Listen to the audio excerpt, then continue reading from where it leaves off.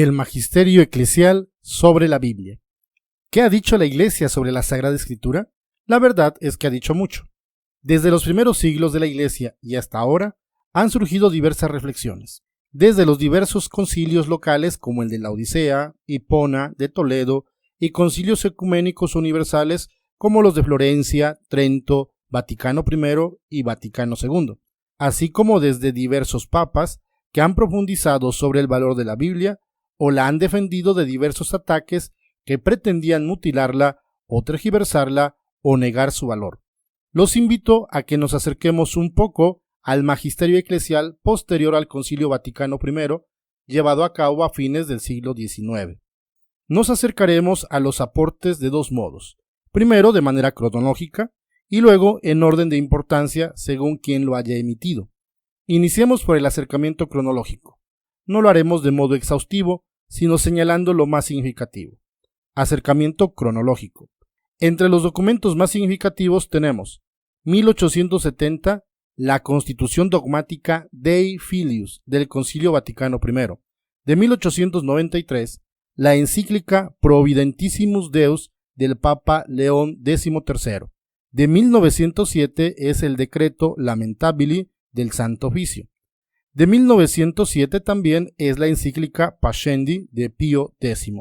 En 1917, Benedicto XV publicó Humani Generis Redemptionem. En 1920, también Benedicto XV publicó Spiritus Paraglitus. En 1943, Pío XII publicó Divino Afflante Spiritu. En 1950, Pío XII publicó Humani Generis. De 1963 es la Constitución Sacrosanctum Concilium Vaticano II. De 1964 es la instrucción Sancta Mater Ecclesia de la Pontificia Comisión Bíblica. De 1965 es la Constitución Dogmática Dei Verbum del Concilio Vaticano II.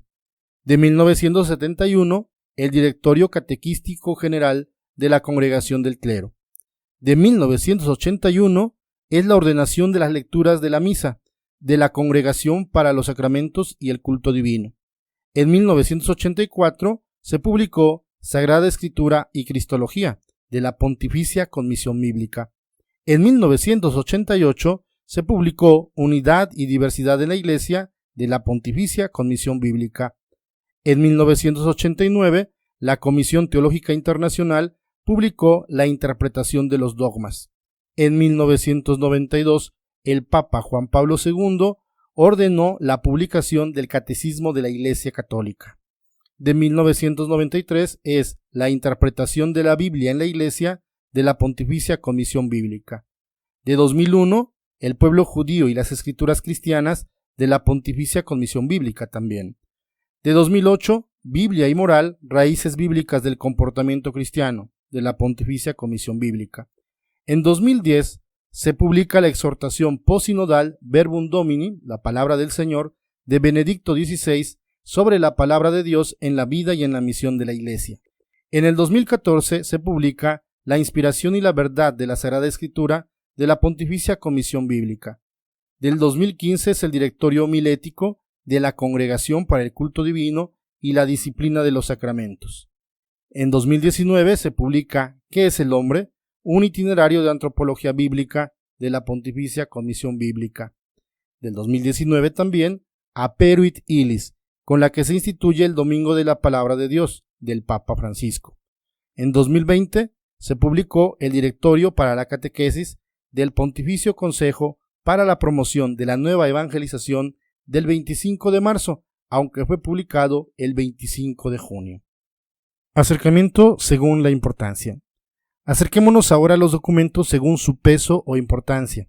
No es lo mismo una constitución dogmática conciliar a la que debemos prestar asentimiento que un estudio de la Pontificia Comisión Bíblica que investiga sobre ciertos temas que son cuestiones discutidas y busca entenderlas. Haremos una breve descripción para señalar su contenido o su intención. Los concilios ecuménicos.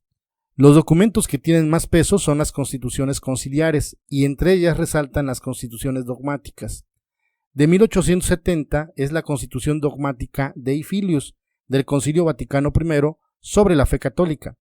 En el capítulo 2 sobre la revelación, reafirma lo dicho sobre la Sagrada Escritura por el Concilio de Trento e impone algunos cánones acerca de los libros y acerca de los milagros. En 1965 surge la Constitución Dogmática Dei Verbum, Concilio Vaticano II, sobre la divina revelación y su transmisión.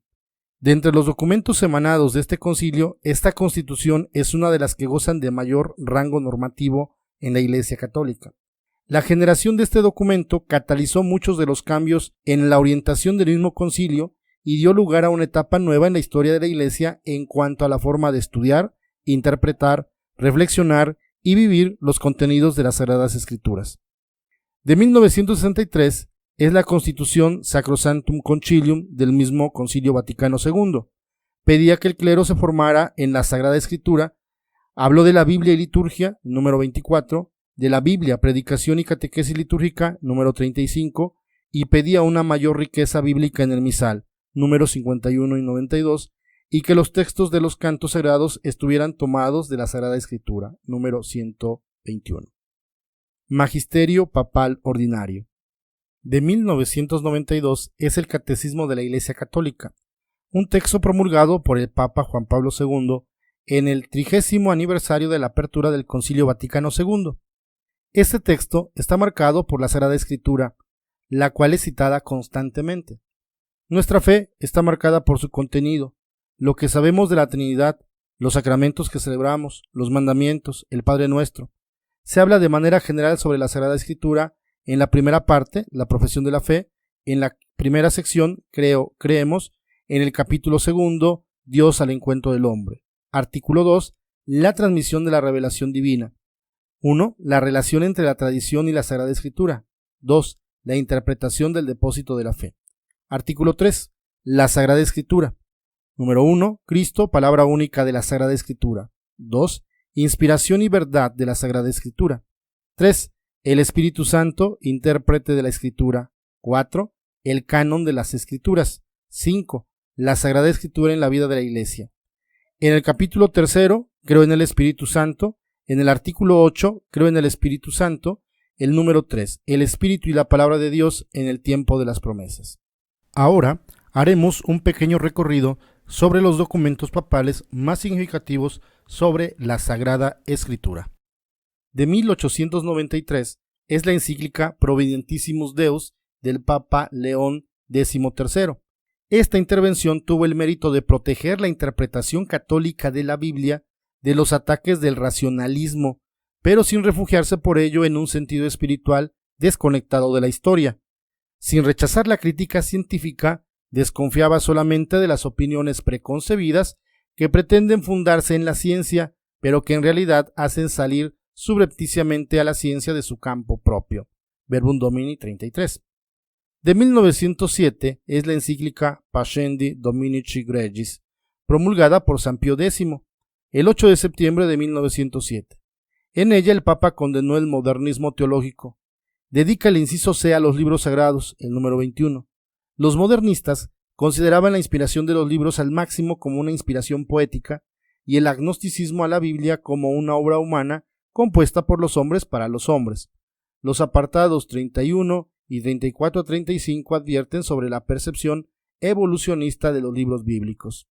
De 1917 es La Humani Generis Redemptionem de Benedicto XV, que se enfocó en la predicación de la palabra de Dios. La encíclica comienza mostrando con la escritura la necesidad de la predicación. De 1920 es la Spiritus Paraglitus de Benedicto XV, sobre la interpretación de la Sagrada Escritura, escrita con ocasión del 15º centenario de la muerte de San Jerónimo.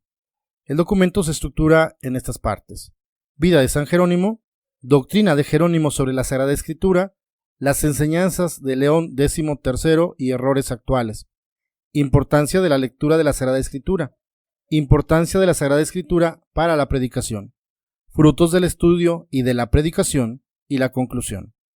De 1943 es la Divino Afflante Spiritu de Pío XII sobre los estudios bíblicos.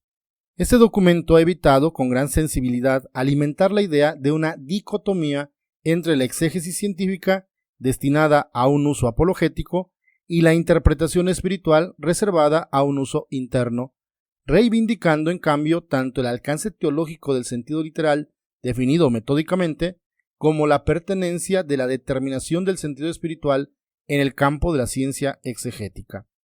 De 1950 es La Humani Generis de Pío XII, sobre las falsas opiniones contra los fundamentos de la doctrina católica. Dedica los párrafos 15 al 18 a hablar sobre la Sagrada Escritura. Condena la postura de que la Biblia no tiene errores solo en los textos que tratan de Dios mismo, de la religión o de la moral. Se opone a la intención de hacer exégesis bíblica sin tener en cuenta la tradición, la doctrina de los santos padres y del magisterio, y a la sola exégesis simbólica o espiritual. De 2010 es la exhortación posinodal Verbum Domini, la palabra del Señor, de Benedicto XVI, sobre la palabra de Dios en la vida y en la misión de la Iglesia, fruto de la Asamblea General del Sínodo de los Obispos de octubre de 2008, la palabra de Dios en la vida y en la misión de la Iglesia.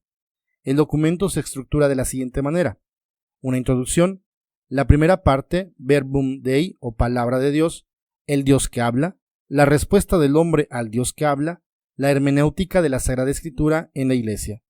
La segunda parte, Verbum in Ecclesia, palabra en la Iglesia, la palabra de Dios y la Iglesia, la liturgia, lugar privilegiado de la palabra de Dios, la palabra de Dios en la vida eclesial. La tercera parte es Verbum Mundo, palabra de Dios para el mundo. La misión de la Iglesia, anunciar la palabra de Dios al mundo. Palabra de Dios y compromiso en el mundo. Palabra de Dios y culturas. Palabra de Dios y diálogo interreligioso. Y luego la conclusión. Del 2019 es Aperuit Illis, con la que se instituye el Domingo de la Palabra de Dios, del Papa Francisco. Invita a que el tercer domingo ordinario se celebre el Domingo de la Palabra y señala diversas iniciativas que ayuden a resaltar el papel central de la Sagrada Escritura en la comunidad católica. Congregaciones romanas.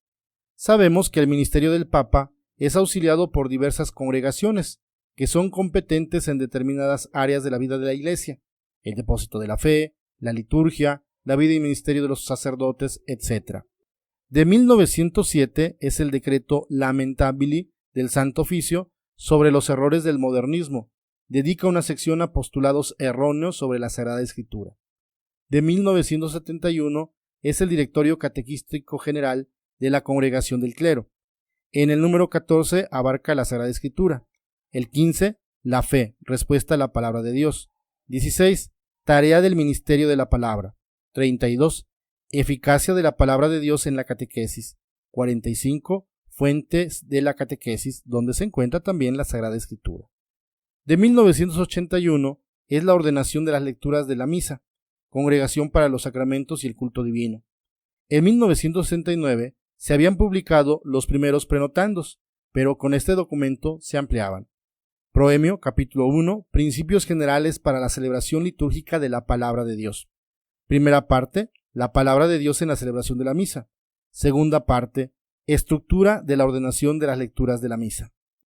El Papa Benedicto XVI, en Verbum Domini, había señalado la conveniencia de contar con un directorio sobre la homilía, de manera que los predicadores puedan encontrar en él una ayuda útil para prepararse en el ejercicio del ministerio. En el 2015, la Congregación para el Culto Divino y la Disciplina de los Sacramentos publicó el directorio homilético.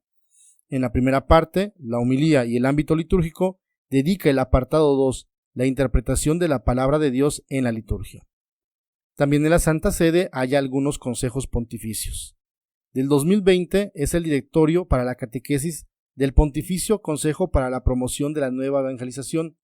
A lo largo del documento hay muchas referencias a la Sagrada Escritura como fuente de la catequesis, pero también hace propuestas para enseñar a los fieles a acercarse a la Biblia por medio del estudio, de la reflexión, la escucha en la liturgia y la oración. Comisiones pontificias.